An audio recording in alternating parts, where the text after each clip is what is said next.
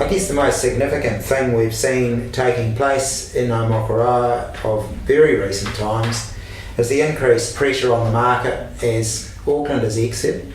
The high Auckland prices of very recent time, this has certainly had an effect on pushing up market prices, and we've seen homes that have traditionally sat for a little bit due to set issues or whatever, moving through quite rapidly, and we're now in a market phase where listings are quite short and properties are being snaffled up very quickly. Sometimes as quick as 2 or 3 days from listing. So yeah, approximately 60 homes sold in the last 10 months. Current situation, as I've said, listings very short. If you like to Google up Omokoroa, you just won't find large numbers of houses coming on the market. So buyers need to be aware when they find something they like. They need to be pretty quick in their due diligence and look at closing a deal with the vendors as soon as possible, otherwise you'll just miss out. Does that shortage of homes include sections? The sections, I would say yes.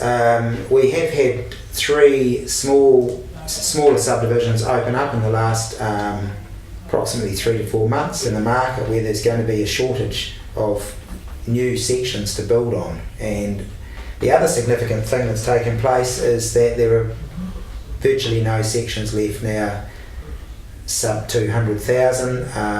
They're ranging from approximately 230,000 up to the 500,000 range. So once again, appealing to a different level of purchaser. Having had some recent discussion with council, I am aware of moves for new land to open up in the next 6 to 12 months. Just exactly when we don't know. But council have land of their own that is being put to tender at some point for developers. There's a definite plan to have some of those houses available for first entry purchases. There'll be smaller sections, semi-intensive, 300 to 350 to 450 square metre sites. What about the general community in Omokoroa? What changes are we seeing?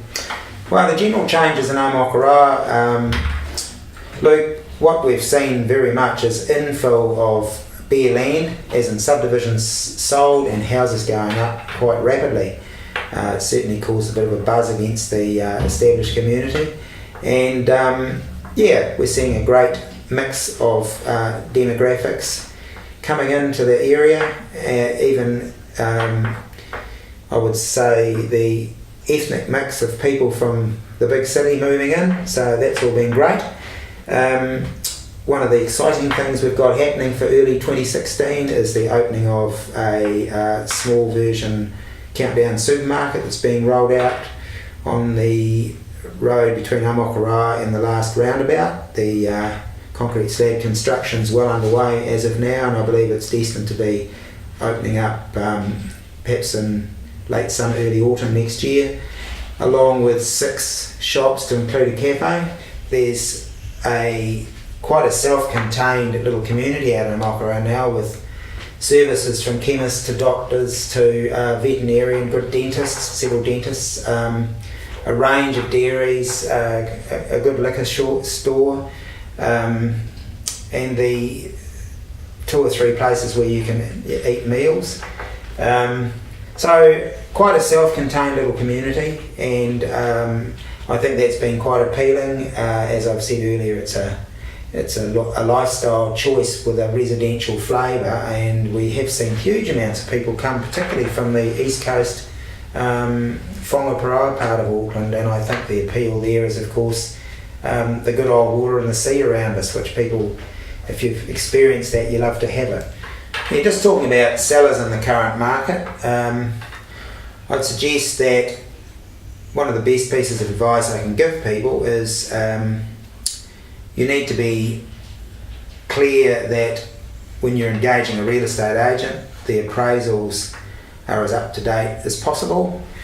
In the current market, because it's quite bullish, I'd suggest there is always the opportunity to undersell if you're not careful. as long as the strategy, which is talked through with your real estate agent, is taken in a sound manner, then there are great opportunities to maximise prices on selling your home. To that end, some good basic advice. Presentation always very important. Perhaps if you have a home that could fall into the leaky home category, for example, taking the time to get a pre-market building inspection done. Certainly if there was any work to be done on your property, if that was done and the relevant invoices etc. be available, receipts be available for potential purchasers that can nullify what can be a negative point in selling a property.